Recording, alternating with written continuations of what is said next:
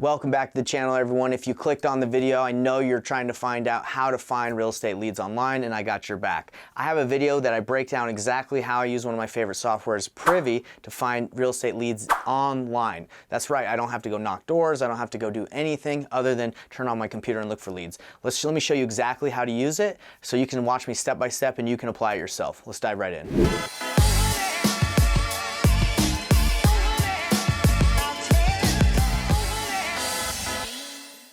Thanks again for tuning in. Before we dive into this video, I just want to invite you to investorthrive.com. Check it out. It's my website that gives you all the resources, all the materials you need to succeed, and also it takes you to my masterclass. Click on it and I'll see you there. So now, without further ado, let's dive into the video. What we're going to do today, I have a buyer who is like, Nate, I need to spend my money. That's what he said to me. He says, Nathan, I got to spend my money. Help me find a deal. And this is what I said to him. I said, hey, bro, I can find you a deal, but let me get some equity in it. Not only give me a wholesale fee, but give me some equity. And he said, that's fine. Now, what this is an apartment complex. One of my buyers wants multifamily. All right. So we're going to show you how to use Privy to find multifamily in a specific area that meets the buy box criteria of one of my buyers that's willing to give me not only a wholesale fee, but equity in a deal. I did a $30,000 deal with him a couple months ago. Time to find him another deal. If you guys want to make money, this is how you do it. Let's go. You ready, Nate? Yeah, man. Do you want me to bring in my Privy? Yeah, share the screen. So what I'm going to do is I'm going to walk Nate through the criteria of my buyer, and he's going to set up the filter so everyone can see exactly how we use this on Privy, and we're going to take action. We're even going to call an agent, see if one will answer. So Nate, can you go to the state of Utah? That is where my buyer is. He's in Utah. So right there, just type in the state of Utah. So actually what we're going to do is we're going to go to filters. All right, so we're going to be in Utah. Do you know any specific cities or counties? Yeah, so he wants, it might actually be easier to draw the location than just specific cities. So let's actually go to the state of Utah, run that search really quick. Let's see. So, search. Is that it? Okay, so zoom out. All right, so. Okay, there's the state of Utah, boy. All right, I think you might need to go to deals and then search, go to where it says deals at the top, just so it starts populating some stuff. And then say find same fix and flip. Buy and hold actually is probably the button. Yeah. By the way, that we're kind of new. I'm kind of starting something new. I usually go single family, but I'm trying multifamily. But same concept. All right, Nate. So what my guy wants in the state of Utah is anything from actually let me pull up his text message because he told me exactly what he wanted. I was talking to the buyer. I said, bro, where do you want to buy? And he gave me the exact area. All right, so go to the filters. Let's see what filters we got. Okay, my man wants multifamily. Okay, attached, forget that. Active, let's go pending. Let's even go under contract. I'm willing to make calls. Let's get it done. Let's see what we got here. He says he's willing to spend up to $5 million on a multi-unit. So you would go to purchase price, it says 400,000. You'd go all the way up to 5 mil. There we go, brother. And let's just see what we got. Let's see what we got in this area because they're honestly might not. This is what he said for me. We were trying to stick within the Salt Lake, Davis, and Weber County area. We want 6 to 16 units. We're on the hunt for something so we can put our money somewhere. I think we're just gonna have to see what Utah has to offer in that range of multifamily. I go pretty wide just to see what we got. If there's like a ton of opportunities, then we can filter, but there's probably not that many. Okay, what do we got? We got 13 results. So this one has 4 units. My man wants 6 to 16 units. Are any of those between 6 and 16 units? I'm sure those are a lot of like duplexes. Well, that's 8 units right there for the 1.2 mil. Yes, sir. This one right here. Okay. Let's give it. Okay. That doesn't look too saucy, to be honest. This looks like a house that was just transformed into a multi-unit. Let's take a look at it. Oh my gosh. Charming 6 unit, blah, blah, blah.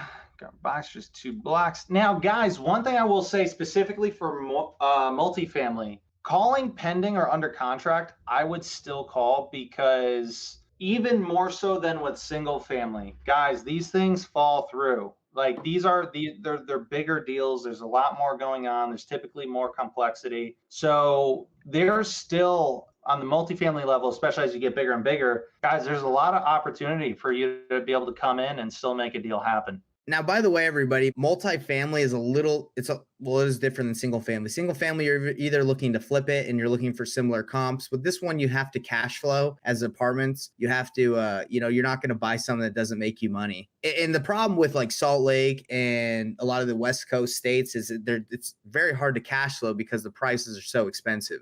So it's a lot of equity plays. A lot of people are just buying so they can, have equity that grows over time. They do it for tax purposes. If they have a lot of money, they need to put their money somewhere on a 1031 exchange.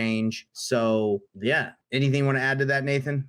And by the way, and same thing when we're calling, I was just gonna say when we're calling the broker, I'm gonna I would handle this conversation the exact same way that I would if I were calling a realtor for a single family house. And the way I do that is simply, I'm not looking to make an offer on the first phone call. I never want it personally. I never like doing that. And the reason being is, don't force yourself into a position to making an offer on the first call. In fact, give yourself the out, right? If the agent's like, oh, well, what would your offer be? Or what price do you think you would need to be at? On that first call, I'm always responding with, hey, good question. I'm really not sure. I like the property. I haven't had a chance to, really crunch all the numbers just yet.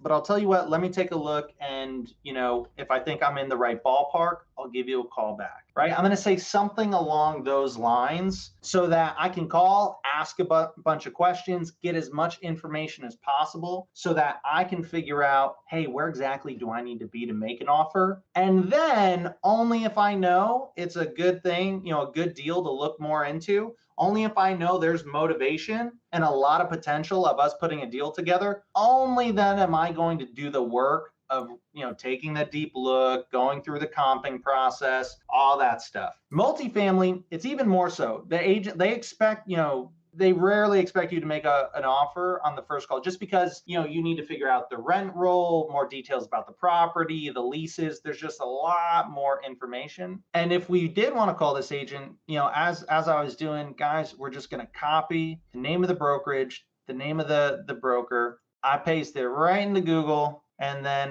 you're going to click on, I'd probably either call this right here, but ideally I want to look for the cell phone number. I hate calling the office phone. So Janella, however it's pronounced. So we want to call her directly. And by the way, everyone, let me just say this. Nate made a great point that if you feel like you have to call and you have to make that offer, that probably keeps a lot of you from making calls because you're like, man, I don't want to sound like an idiot and make the wrong offer. Take that pressure away from yourselves, like he said. So let me tell you something else, guys. Like we are calling on this property. We don't know that much information about it, and we're calling in the behalf, or we're calling because we have a buyer. So the conversation we have is not going to be something like, hey, my name is Nathan. I'm a multifamily guru buyer that buys, and I have millions of properties. No, that's not genuine. That's not real. We're going to call and just be like, hey, look, seems like a good property. I'm working with a couple partners on this deal, and we need to put our money. We have cost segregation purposes, like before the end of the year. If this one doesn't work, what else do you find? I'll look at everything in this area. So not only do we have her a relationship on this one, but we're trying to build future relationships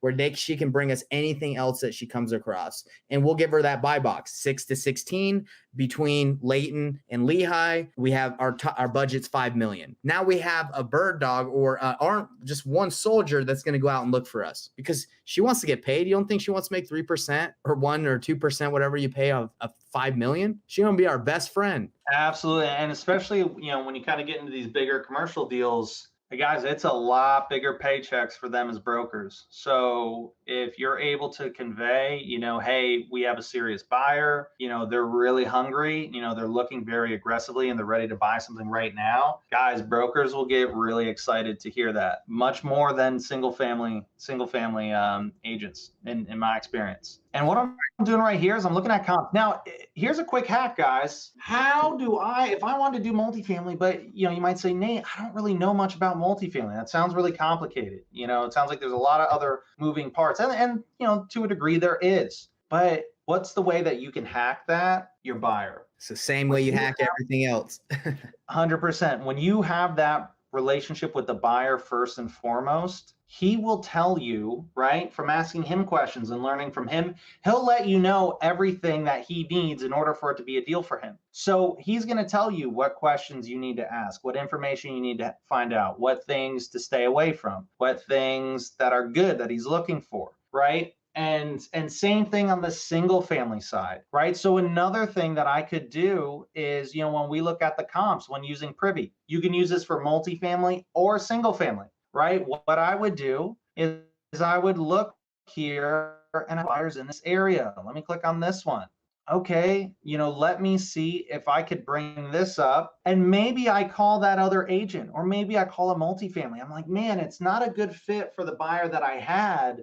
But when I spoke with the agent, there's a lot of motivation here. They're looking to make a deal happen. Well, maybe I try to find other buyers in this neighborhood. This is one of the things I love about Privy, is when I go to the comps, right? Let me go back and show you guys again real quick. When I'm looking at the comps, if I spoke to this agent, right, and they said, and there's a bunch of motivation, I'm going to look at the comps and I'm going to, try to find other properties in the neighborhood. What are similar properties in this neighborhood that investors have bought? And so I would go here. And what would I do? This was a property that was already done, that investor bought, and I think they're looking to sell. So what you can do is, if this was a property that had already sold, or if somebody had bought a property, I would call the agent. Now, there's two things you can do. You can either go to public records, and if you just click that button, boom, it throws you all the way down here, and I look at property history. Now I'm going to see the buyer right here. Who was the last buyer? My girl Judith. Judith LLC. And then I would look up the owner of this LLC and then call them. If that's too difficult, or if you can't do that, right, the next easiest thing, guys, I would just take I would copy this information for the real estate agent and the brokerage they work with, and I would get this agent, Gary, I would get his phone number and call him up and say, hey, Gary, I've got a deal. I saw the property on, on 171 West 300 that you had as a listing. I've actually got a deal that I'm working right around the corner. I think I can get it at a really good price. Is your buyer for that property interested in another deal? Now, they might say yes, they might say no. But you're going to be able to find out a lot of really good information by talking to Gary. And Gary might say, oh, this buyer for 171 West 300, they were looking to sell. They're not interested in buying anymore. But I actually have somebody else that's really, really hungry looking for a multifamily deal. What do you got? And then boom, right there, you're able to create a relationship with Gary, who's able to give you a ton of information and maybe hook you up with a buyer. So the buyer that you were originally using might have not been, this deal that we looked at. If we called this agent, it might have not have been able to be a good deal for the buyer we originally had. But if I already did the hard work of talking to that agent, making a phone call, learning all the details, and I knew there was motivation, and I knew by what they told me and from the numbers I was looking at, I was like, man, this might not be a deal for our buyer, for our other buyer, but man, I think this could actually be a really good deal for somebody else. Well, that's when I'm going to go into these comps, and I'm not going to let all that time go to waste. I'm going to look, and try to find a buyer right there in that neighborhood. And guys, this is where you're going to find your best buyers. Again, there's so many things I love about Privy. I feel like I say this all the time nonstop, but their comps feature is so good, right? And you can call, because the best buyer is going to be the one that's already bought in that neighborhood, the person that's already done a deal in that neighborhood. Guys, you don't need a list of 10,000 buyers. You don't need a list of 20,000 people. You just need the one right buyer. And this is how you can find just the one right buyer from making one phone call. All right, you don't need to make a million phone calls. You don't got to do all this crazy stuff with blasting out emails that nobody's going to open anyways, right? This is how you create relationships. This is how you take that sniper approach. This is how you be effective. And guys, this is how you're able to do deals, especially bigger deals. Bigger deals, it's only relationships that get, in my opinion. If you like that information, hit the like button, help me grow this channel. Let's get it going. See you on the next one.